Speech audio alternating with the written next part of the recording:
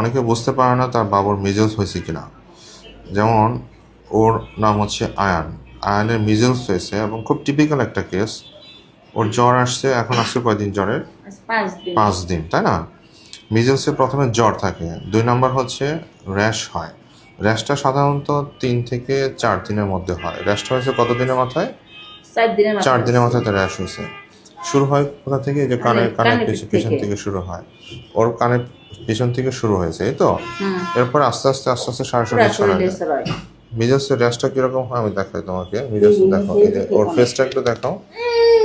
এই যে মিজেলসের র্যাশটা প্রথমে শুরু হয় হচ্ছে এই যে কানের পিছন থেকে শুরু হয়, সারা শরীরে যেরকম ম্যাকুলোপেপুলার র্যাশ থাকে এবং চোখ লাল হয়। চোখ লাল হয়েছে, তাই না? এটার নাম হচ্ছে কনজাংটাইভাইটিস। মানে 3C থাকে, কাশি থাকবে, করাজা থাকবে, মানে নাক দিয়ে পানি পড়বে, আর কনজাংটাইভাইটিস মানে চোখ লাল হয়ে যাবে।